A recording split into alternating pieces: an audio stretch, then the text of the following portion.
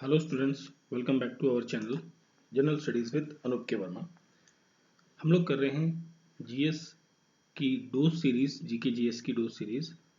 और daily MCQs के अंदर हमने अभी तक दो पार्ट्स ऑलरेडी कवर कर चुके हैं, जिसके अंदर हमने one liner statement based basically questions को किया था। और इस पार्ट के अंदर जो हमारा पार्ट थ्री है, इस पार्ट के अंदर हम बात करेंगे उन क्वेश्चंस की जो कि आपकी स्टेटमेंट बेस्ड क्वेश्चंस हैं।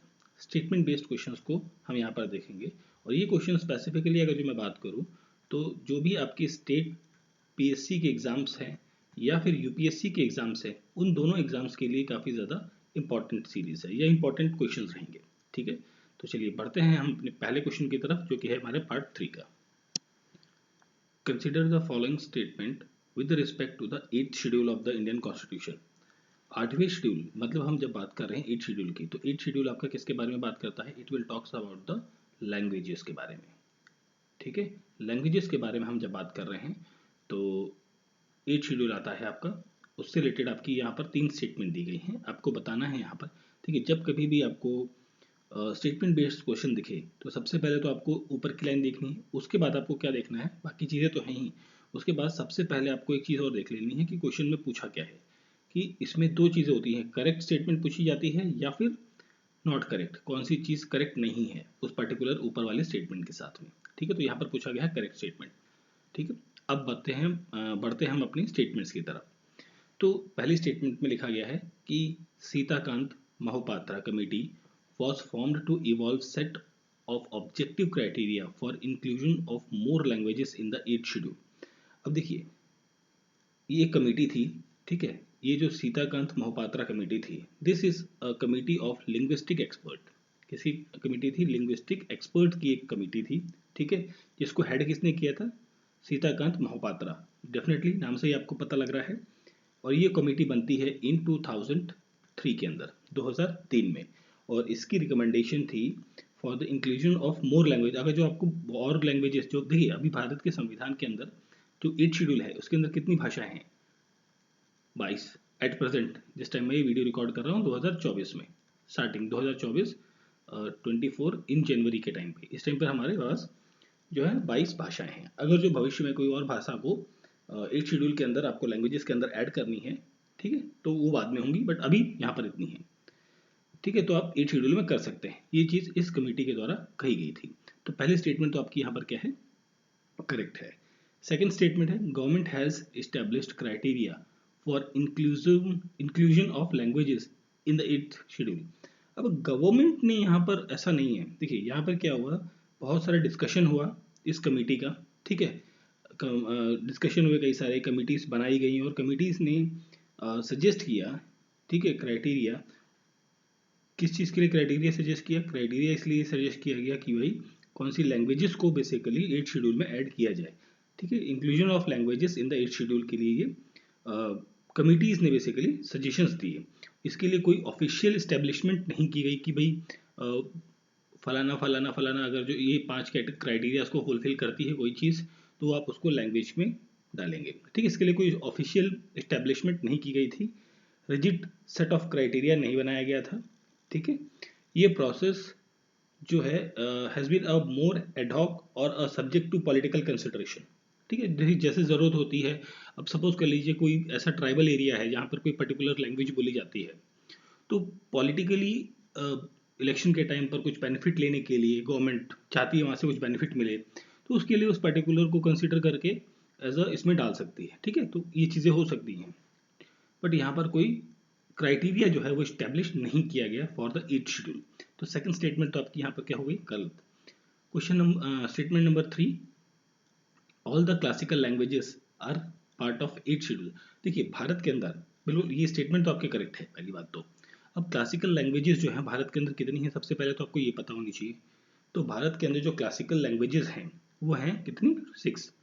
ये क्वेश्चन वन लाइनर में भी आ सकता है और स्टेटमेंट में तो डेफिनेटली आपको देखने को मिला ही है। 6 लैंग्वेजेस जो हैं वो क्लासिफाइड हैं, या फिर आप कह सकते हैं डेजिग्नेटेड हैं एज अ क्लासिकल लैंग्वेज। अब वो कौन कौन सी हैं आपको वो पता होना चाहिए। पहली तो है एक संस्कृत, संस्कृत है एक। दूसरी तमिल, तेलुगु, संस्कृत एंड आपकी Kannada and Malayalam and last है आपकी उड़िया। ठीक है, तो ये 6 लैंग्वेजेस जो हैं, these 6 languages are called as a classical language. ठीक है, तो ये बात हो गई यहाँ की। तो अब हमने अब तक देखा कि स्टेटमेंट 1 करेक्ट है, स्टेटमेंट 3 करेक्ट है। तो इस स्टेटमेंट के बेसिस पे हम बात करेंगे ओनली 2। ठीक है, ओनली 2 स्टेटमेंट्स आपके यहाँ पर क्या हैं, करेक्ट हैं। Consider the following statement with respect to the Indian constitution. भारतीय संविधान के अनुसार आपको कुछ स्टेटमेंट दी गई हैं। ये statement basically assertion reason type का क्वेश्चन है, आप ये कह सकते हैं। असर्शन रीजन न लिखकर यहाँ पर क्या लिखा है, स्टेटमेंट 1 एंड स्टेटमेंट 2, और आपको बताना है यहाँ पर करेक्ट। तो मतलब with respect to the constitution, Indian constitution के रिस्पेक्ट में आपको कौन से स्टेटमेंट्स यहाँ पर करेक्ट हैं, और बेसिकली यहाँ पर आपका करेक्ट एक्सप्लेनेशन 1 एंड 2 का बनता है, वो वाली चीज़ आपको यहाँ देखनी है। तो सबसे पहले हम बात करते हैं स्टेटमेंट 1 की। Statement 1, the Indian constitution draws enormous legitimacy. Legitimacy का मतलब होता है यहाँ पर लीगैलिटी, लीगैलिटी या लॉफुल। ठीक है, वैध तरीके से, कानूनी तरीके से, मतलब होता है ना कि वैलिड है ना, बेसिकली आप समझ लीजिए वैध या फिर वैलिड। ठीक है, legitimacy from the fact that it was drawn up by the people who enjoyed immense public credibility। ठीक है, तो ये स्टेटमेंट तो पहली बात तो आपकी करेक्ट है। ठीक, क्यों है, क्योंकि देखिए यहाँ पर कैपेबिलिटी की बात करी गई है, कैपेबिलिटी टू नेगोशिएट और command with respect to the wide cross section of societies, जो डिफरेंट क्रॉस सेक्शंस हैं सोसाइटी की, उनके साथ में, और जो कि कैपेबल हैं कन्विंस करने में किसको, पब्लिक को, कि constitutional was an instrument for their personal powers.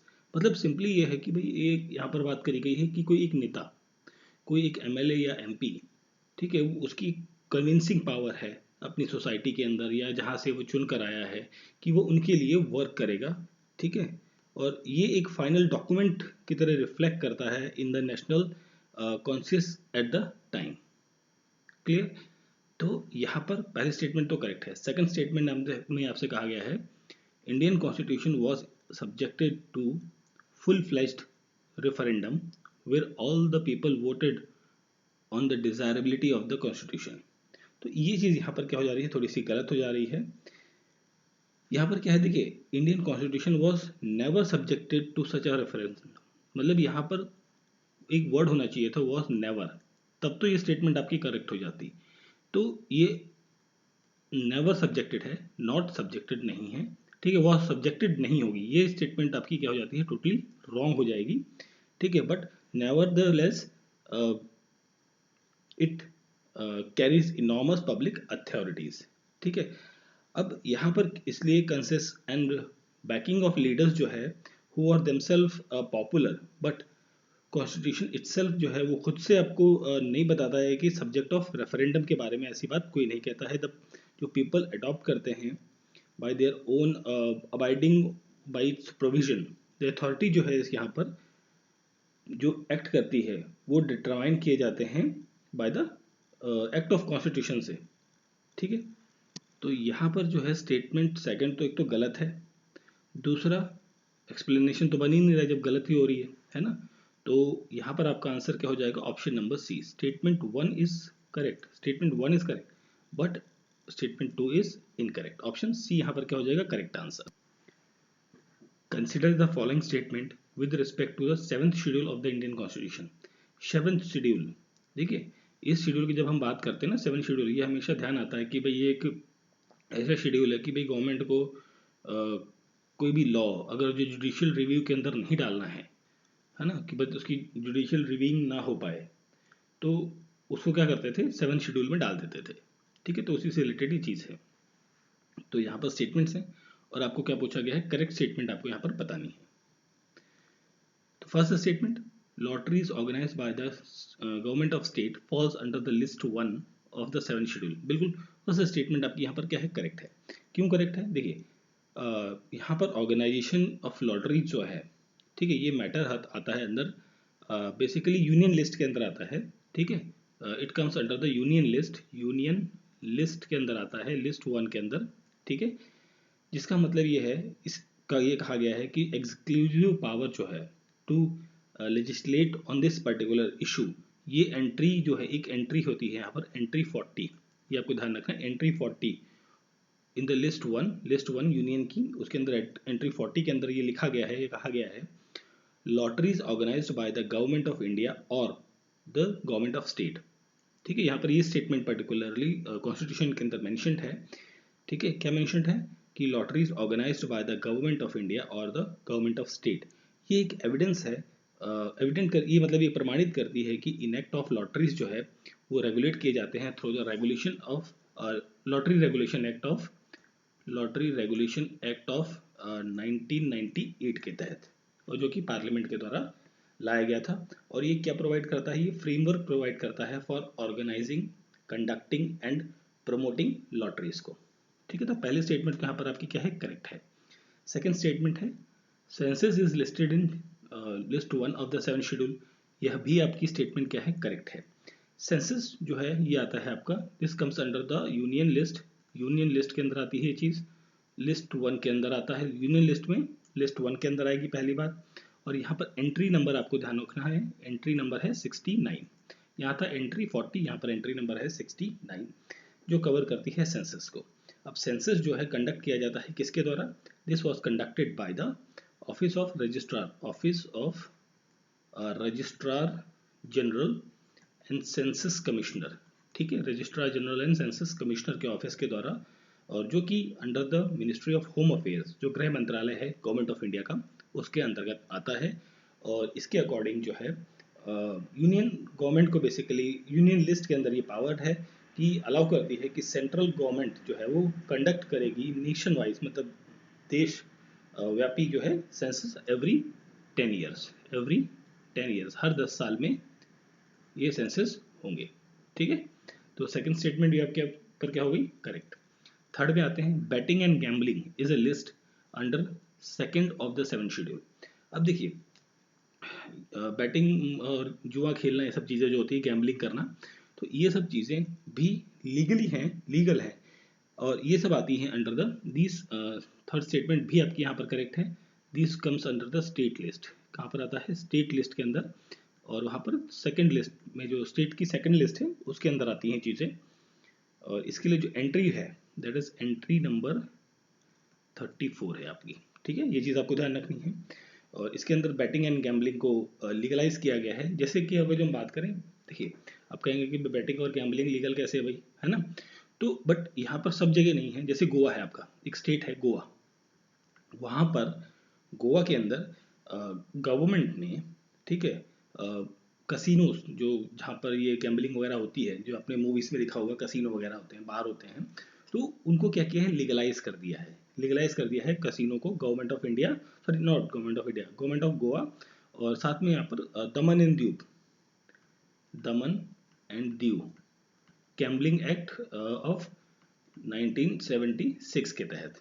ठीक है, जो कि रिफ्लेक्ट करता है कि स्टेट अथॉरिटी जो है वो लेजिस्लेट करती है गैम्बलिंग को as per the state list के अकॉर्डिंग। ठीक है, तो this third statement is also correct. Fourth statement पे आते हैं, bankruptcy and insolvency is list under third list of the 7th schedule. तो देखिए, बैंक करप्सी और इंसॉल्वेंसी ये थर्ड लिस्ट के अंदर आती हैं, but it comes under the concurrent list. अब देखिए, इतनी सारी चीज़ें हुई, तो पहली दो जो आ गई आपकी पहली तो दो चीज़ें आ गई यूनियन लिस्ट के अंदर, थर्ड आ गई स्टेट लिस्ट में, चौथी आ गई आपकी कंकरेंट लिस्ट के अंदर, और यहाँ पर लिस्ट 3 रहेगी, और लिस्ट 3 के अंदर ये चीज़ें मेंशन्ड है। और इन एंट्री की हम बात करें, कौन सी एंट्री नंबर में, एंट्री नंबर 9। ठीक है, एंट्री नंबर 9 के अंदर ये चीज़ मेंशन्ड है, बैंक करप्सी एंड इंसॉल्वेंसी। ठीक है, 2016 लॉ जो है इसका, वो इनेक्ट करता है पार्लियामेंट ऑफ इंडिया के द्वारा, कि कंसोलिडेट करेंगे, अमेंड करेंगे the laws related with the reorganisation and insolvencies, resolve करनी है to corporate person, partnership firms या इंडिविजुअल्स के लिए। ठीक है, तो यहाँ पर आपकी चारों की चारों स्टेटमेंट्स क्या हैं, करेक्ट हैं। तो जब आपकी पहली स्टेटमेंट करेक्ट है, सेकंड करेक्ट है, थर्ड करेक्ट है, फोर्थ करेक्ट है, करेक्ट पूछी गई हैं, तो यहाँ पर क्वेश्चन का correct answer all of the above या all 4 statements are correct one. Clear, चलिए आगे बढ़ते हैं।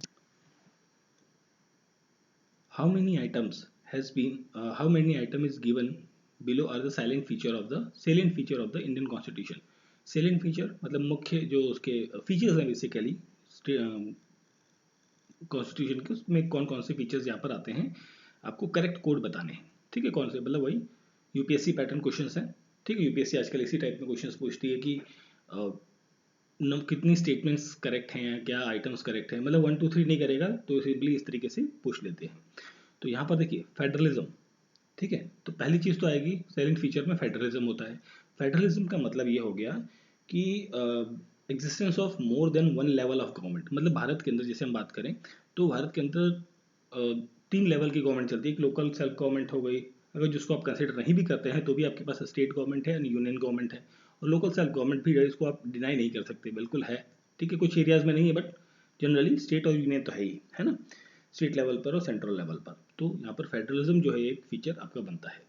Strict separation of powers constitution के पास, ठीक है, नहीं ये चीज़ नहीं बनती है यहाँ पर, ठीक है। अब इंडिया के पास ना स्ट्रिक्ट सेपरेशन ऑफ पावर नहीं है, ये स्ट्रिक्ट सेपरेशन ऑफ पावर आपको यूएसए के अंदर देखने को मिलेगा, ठीक है, यूएसए के अंदर। अब यहाँ पर मेंबर ऑफ एग्जीक्यूटिव जो है वो are the part of legislature, जो एग्जीक्यूटिव हैं वो पार्ट हैं किसके, लेजिस्लेटिव के, सिंस भारत के अंदर पार्लियामेंट्री फॉर्म ऑफ गवर्नमेंट है इस वजह से, ठीक है। तो जैसे हमने अभी टर्म यूज किया पार्लियामेंट्री फॉर्म ऑफ गवर्नमेंट, तो यहाँ पर थर्ड पॉइंट रहेगा, सेकंड तो आपका नहीं होगा, थर्ड रहेगा पार्लियामेंट्री फॉर्म ऑफ गवर्नमेंट है,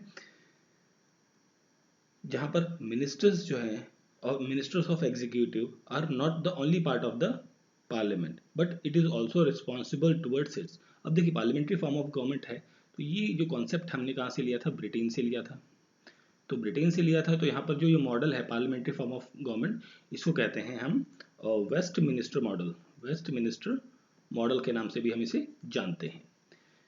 पार्लियामेंट्री सोवर्निटी, देखिए पार्लियामेंट्री सोवर्निटी हमारे देश में नहीं है, हमारे देश में किस टाइप की सोवर्निटी है, हमारे देश के अंदर कॉन्स्टिट्यूशनल सोवर्निटी है, ठीक है। कौन सी, कॉन्स्टिट्यूशनल सोवर्निटी आपको देखने को मिलेगी कि भाई देखिए संविधान सबसे ऊपर है, उसके बाद बाकी चीज़ें आती हैं, तो पार्लियामेंट्री सोवर्निटी हमारे देश के अंदर नहीं देखने को मिलती है, क्लियर है, ओके।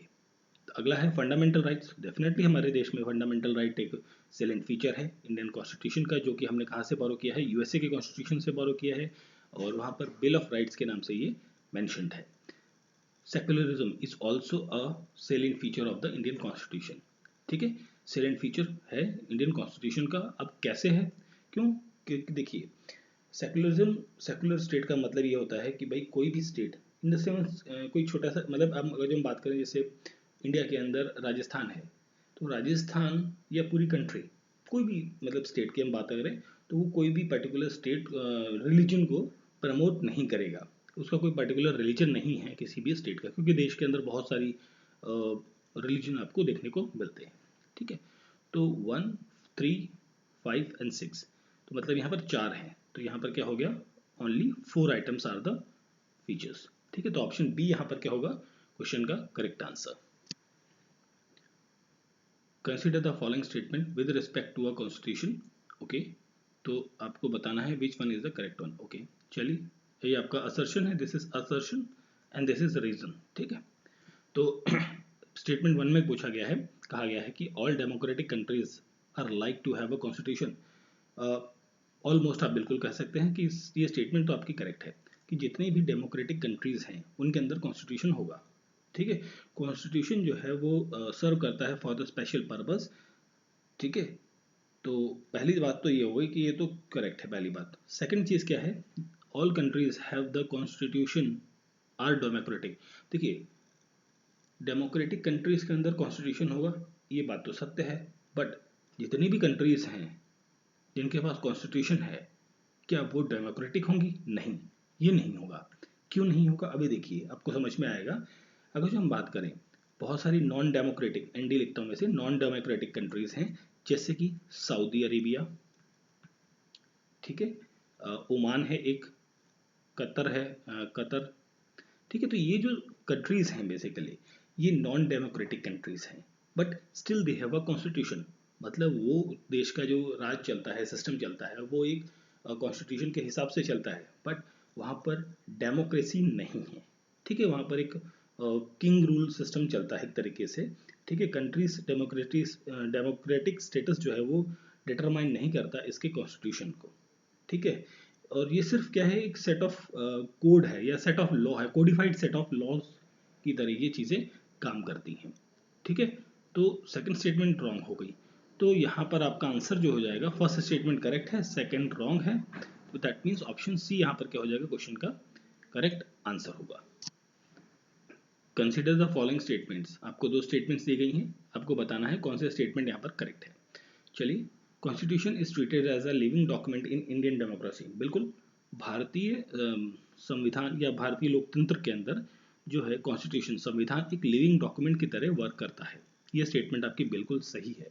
क्यों करता है, इसका मतलब ये है कि कॉन्स्टिट्यूशन जो है एक डायनेमिक है, आपका कॉन्स्टिट्यूशन एक dynamic and adaptable, dynamic and adaptable capable है कि भाई देखिए कॉन्स्टिट्यूशन जो है ना बेसिकली ऐसा नहीं कि रिजिड एक बार बन गया तो वो बन गया, but according to the time, situations, public demand, तो कॉन्स्टिट्यूशन जो है वो चेंज हो सकता है, चेंजेबल है या कह सकते हैं आप अमेंडेबल है। जो चीज़ चेंज हो सकती है, परिवर्तित हो सकती है, तो वो क्या है, लिविंग है। अब सिंपली आप ऐसे ले लीजिए, कोई व्यक्ति है मतलब कोई एक बच्चा है जो स्कूल में जाता था, तो उसका बॉडी स्ट्रक्चर छोटा था, पतला था, तो जैसे जैसे एज बढ़ती है थोड़ा सा बड़ा होता है, साइज बढ़ता है, बॉडी का वेट बढ़ता है, चेंज होते रहते हैं। फिर जैसी वो एज और बढ़ती है, 60s 70s में पहुंचता है, तो डिटोरिएशन देखने को मिलता है। तो मतलब एक बॉडी स्ट्रक्चर के अंदर जैसे चेंजेस देखने को मिलते हैं as per the time period, उसी तरीके से कॉन्स्टिट्यूशन के अंदर as per the requirement of society, public, people, ठीक है, तो उसी तरीके से यहाँ पर इसमें चेंजेस होते रहते हैं। जैसे कि एक आपका एक्ट है जिसे कहते हैं access to internet, access to internet, this is also a part of right to, basically this is also a fundamental right, this is also considered as a fundamental right nowadays।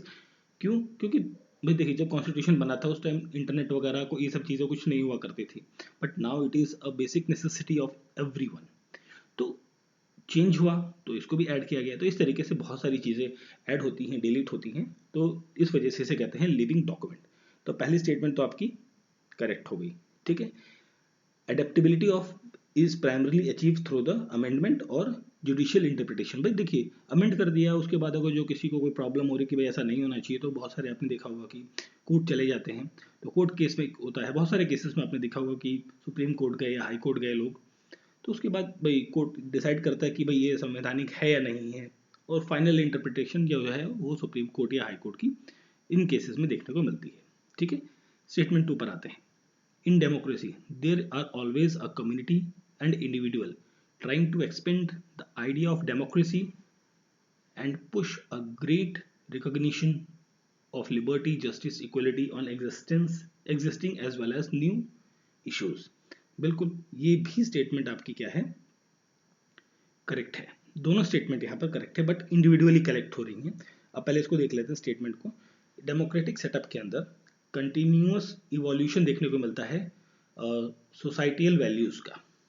ठीक है, उसके अनुसार जो efforts है communities के द्वारा और individuals के द्वारा for understanding and implementing the democratic principles को, और जो इंडिविजुअल्स स्ट्राइविंग करते हैं वो बेसिकली ग्रेट लिबर्टी, जस्टिस और इक्वलिटी एड्रेस करते हैं बोथ एग्जिस्टिंग और emerging issues with the democratic reform में।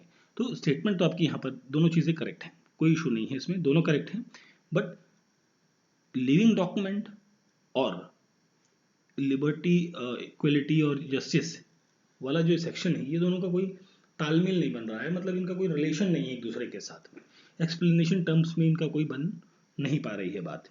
ठीक है, तो यहाँ पर जो आंसर होगा वो होगा option number B, both statement are correct, but statement 2 is not the correct explanation of the 1। ठीक है, अब देखिए स्टेटमेंट 2 जो है वो डिस्क्राइब करता है, देखिए समझ लीजिए इसको क्यों है ऐसा।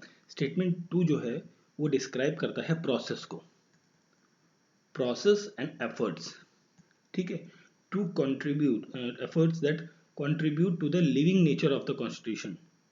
ठीक है, ये प्रोसेस के बारे में बात करता है, लिविंग डॉक्यूमेंट है उसके बारे में बात नहीं करता। अब देखिए ये तो प्रोसेस और एफर्ट के बारे में बात कर रहा है, बट स्टेटमेंट 1 जो है वो एफर्ट ऑफ कम्युनिटी और individual to expand the democratic ideal और उसके नए नए इश्यूज जो कि कॉन्स्टिट्यूशन के अंदर रिलेवेंट है और उन्हें अडेप्टेबल बनाना है, उसके बारे में बात कर रहा है। तो मतलब थोड़ा सा ना दोनों के बीच में गैपिंग आ रही है। स्टेटमेंट 2 का कोई भी रिलेशन आपका लिविंग डॉक्यूमेंट के साथ में सोलो एक्सप्लेनेशन में नहीं बन रहा है यहाँ पर, ठीक है। तो that's why we are considering this option number B is the correct one. Consider the following statement with respect to the procedure established by the law and law due process of law। ठीक है, इसके related दो statements हैं, आपको बतानी है कौन सी statement यहाँ पर करेक्ट रन है। तो पहली स्टेटमेंट की बात करते हैं। Due process of law is a limitation on both executive and, देखिए यहाँ पर यही गड़बड़ हो गई जब इसने लिख दिया कि both executive and legislative action but procedure established by the law. तो यहाँ पर जब बोथ लिख दिया ना तो यही वर्ड आपका क्या कर गया, इसने गड़बड़ कर दिया। तो पहली स्टेटमेंट तो आपकी यहाँ पर क्या हो जाती है, गलत। अब देखते हैं पहली बात, तो procedure established by the law is a limitation only on the action of executive. Procedure एक मिनट, हाँ, procedure established by the law is the limitation only on the what I am saying, हाँ, only on the executive not legislative. यहाँ पर legislative नहीं होगा, यहाँ पर होगा एग्जीक्यूटिव एक्शंस पे, ठीक है। ये एग्जीक्यूटिव एक्शन होगा ना कि लेजिस्लेटिव एक्शन होगा। पहली बात तो ये हो गई। Here judiciary can challenge the wisdom और of executive action but not the legislative act को, ठीक है। तो पहली स्टेटमेंट आपकी यहाँ पर क्या हो जाती है, गड़बड़ हो गई, ठीक है।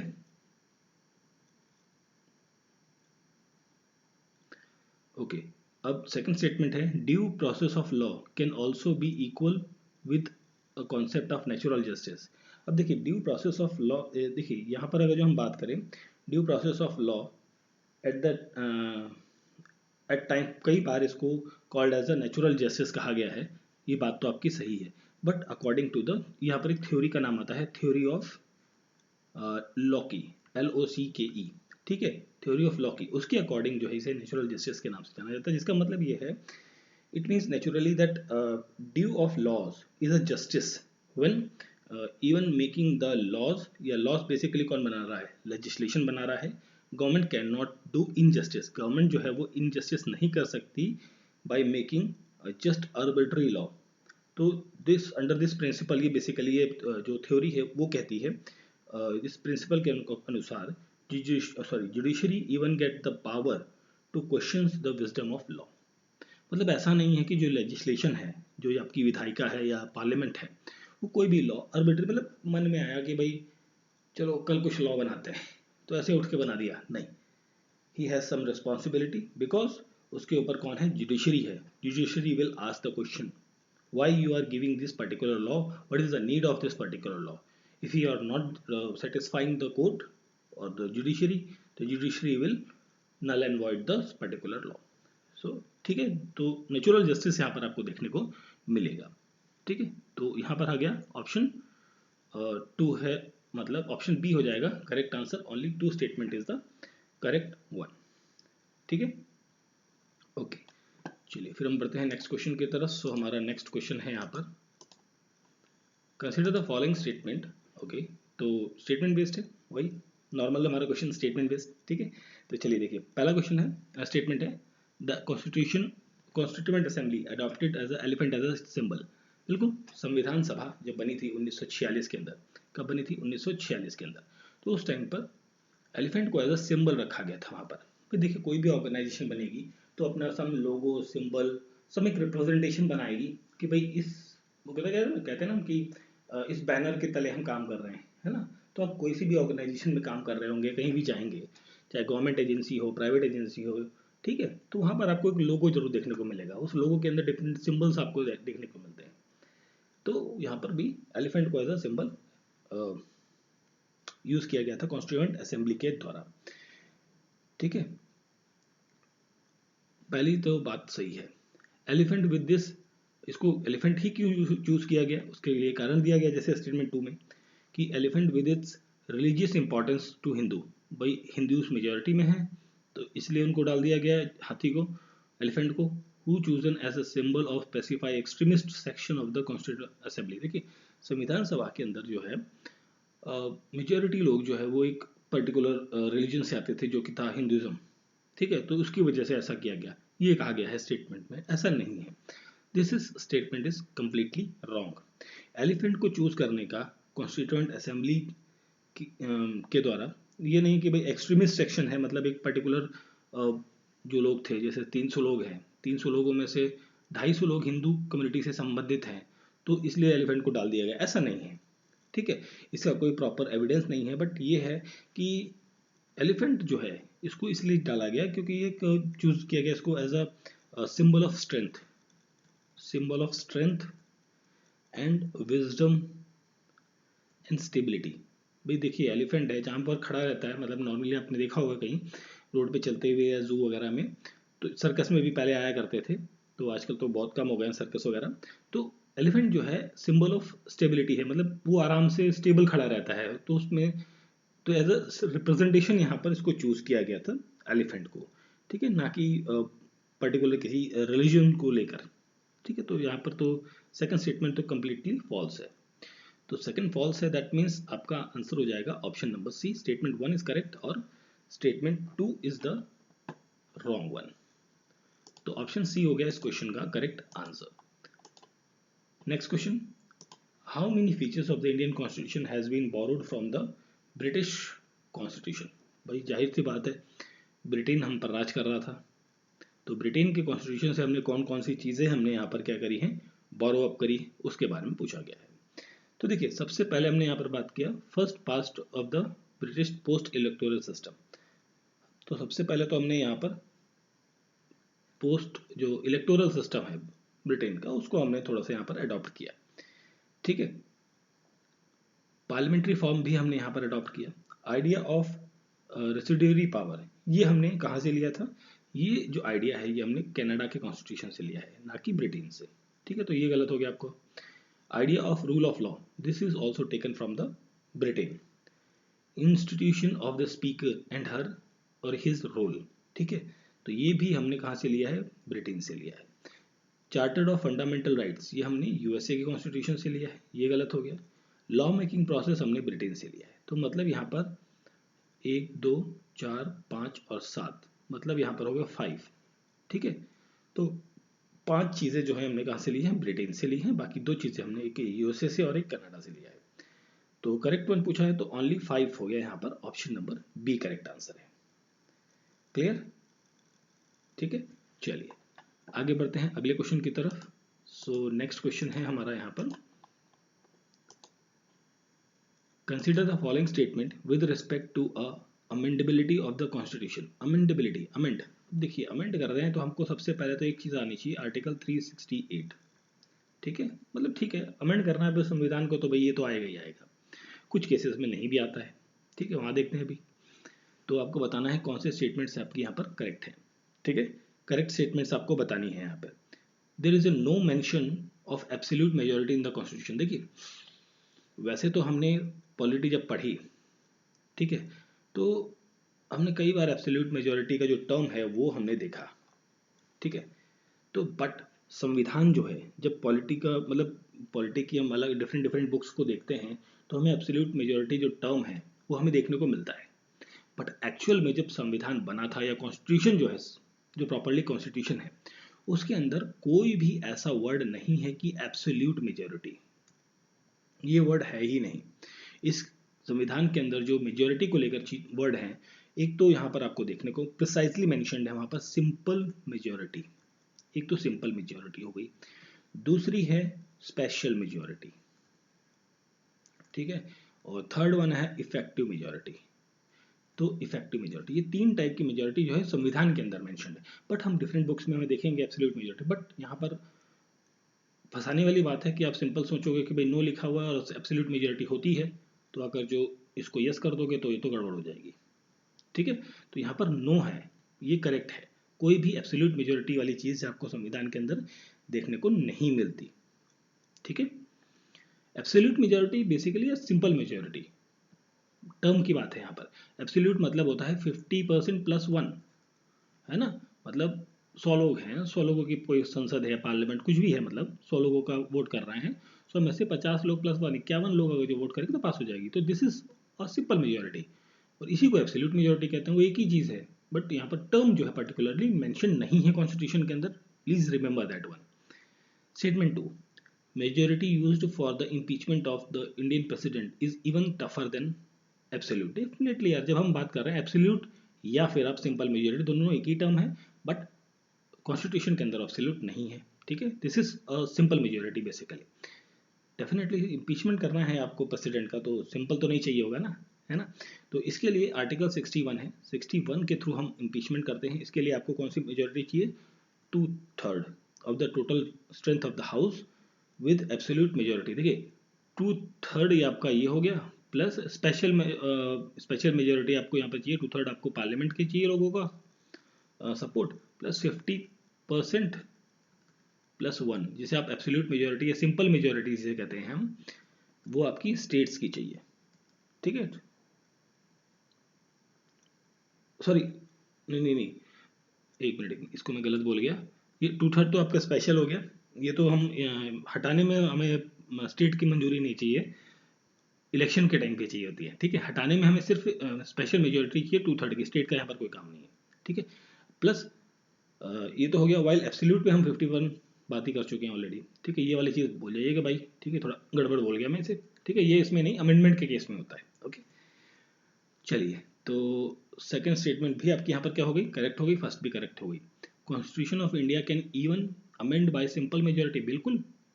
अभी हमने बात करा कि ये देखिए, कॉन्स्टिट्यूशन को अमेंड करने के लिए स्पेशल मेजोरिटी आमतौर पे चाहिए होती है, बट यहाँ पर एक चीज़ है, केस है आर्टिकल 3, ठीक है, उसको अमेंड करने के लिए, ठीक है, उसको अमेंड करने के लिए स्पेशल मेजोरिटी नहीं चाहिए, वो सिंपल मेजोरिटी से काउंट हो जाता है, मतलब काम हो जाता है वहाँ पर, ठीक है। तो यहाँ पर थर्ड स्टेटमेंट भी आपकी यहाँ पर क्या है?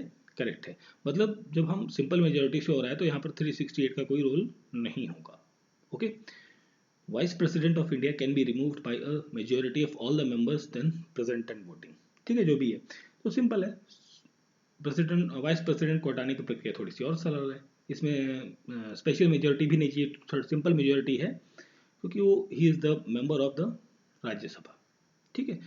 तो चारों स्टेटमेंट्स यहाँ पर करेक्ट है। क्वेश्चन का करेक्ट आंसर हो जाएगा option number D, 1 2 3 4 is the correct one, okay. चलिए आगे देखते हैं नेक्स्ट क्वेश्चन। इस पर्टिकुलर सेशन का लास्ट क्वेश्चन देखते हैं, ठीक है, फिर बाकी क्वेश्चन हम नेक्स्ट पार्ट के अंदर कवर करेंगे। Consider the following statement with respect to the constitutionalism. Constitutionalism जो है उससे संबंधित आपको स्टेटमेंट्स हैं, आपको बतानी है कौन सी स्टेटमेंट यहाँ पर करेक्ट है। Constitutionalism can exist without a written constitution, बिल्कुल इट कैन एग्जिस्ट। देखिए कॉन्स्टिट्यूशनलिज्म जो है वो एग्जिस्ट कर सकता है बिना किसी रिटन कॉन्स्टिट्यूशन के, जैसे कि फॉर एन एग्जांपल ब्रिटेन, जैसे ब्रिटेन है, ब्रिटेन में कोई लिखित संविधान तो है नहीं, है ना, संविधान है बट वो ओरल है, वर्बल है, ऐसे वाला है, कोई रिटन डॉक्यूमेंटेड नहीं है जैसे हमारे पास है ना। तो still the country is running with the constitution. तो ऑप्शन 1 तो आपका क्या है? करेक्ट है। Constitutionalism is an feature only of democracy, बिल्कुल।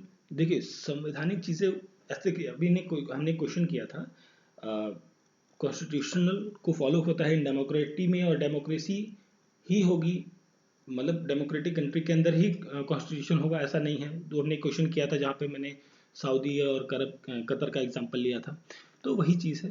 तो यहाँ पर ये स्टेटमेंट भी क्या है आपकी? करेक्ट है। थर्ड स्टेटमेंट है constitutionalism can exist even in a non Republic state, बिल्कुल। संवैधान या संवैधानिक चीज़ें या पता ना कानूनी रूल ऑफ लॉ, बेसिकली आप कॉन्स्टिट्यूशनलिज्म को ये समझ लीजिए कि रूल ऑफ लॉ की हम बात कर रहे हैं, ये इन नॉन रिपब्लिक स्टेट के अंदर भी हो सकता है। कोई नेसेसरी कंडीशन नहीं है या नेसेसरी रिलेशनशिप नहीं है कंट्री का कि वो रिपब्लिक हो या नॉन रिपब्लिक हो, जिसको मतलब अगर जो रिपब्लिक है तो संविधान मानेगी, नॉन रिपब्लिक है तो भी संविधान मान ले सकते हैं, चालू हो सकता है। मतलब एक सेट ऑफ रूल्स होते हैं जिसके तहत देश की डिफरेंट गतिविधियां जो है वो चलती हैं, जैसे कतर वगैरह की हमने अभी बात करी थी, ठीक है। इंडिया यूएसए जो है रिपब्लिक कंट्रीज हैं जिसमें कॉन्स्टिट्यूशनलिज्म माना जाता है। ब्रिटेन जो है एक के अंदर भी कॉन्स्टिट्यूशनल माना जाता है, बट वहाँ पर क्या चलता है, वहाँ पर देखिए ब्रिटेन में भी प्रधानमंत्री हैं, बट वहाँ पर मोनार्क है, मोनार्की सिस्टम है, मतलब वहाँ पर किंगशिप ज़्यादा है, किंगशिप है, उसके नीचे प्रधानमंत्री आते हैं, ठीक है। तो ये सब चीज़ें, तो यहाँ पर भी थर्ड स्टेटमेंट क्या है आपकी, करेक्ट है, तीनों करेक्ट हैं, that is option number D हो जाएगा क्वेश्चन का करेक्ट आंसर, ठीक है। सो दिस पर्टिकुलर क्वेश्चन के अंदर इतने ही क्वेश्चंस को हम करेंगे इस पर्टिकुलर सेशन के अंदर। नेक्स्ट पार्ट के अंदर हम बाकी क्वेश्चंस को और डिफरेंट क्वेश्चंस को करेंगे, डिफरेंट सब्जेक्ट्स को, ठीक है। तो वीडियो अच्छा लगा है तो आप सभी से रिक्वेस्ट है, वीडियो को लाइक करें, शेयर करें और चैनल को सब्सक्राइब ज़रूर करें, ठीक है। चलिए मिलते हैं नेक्स्ट पार्ट के अंदर। Thank you for watching.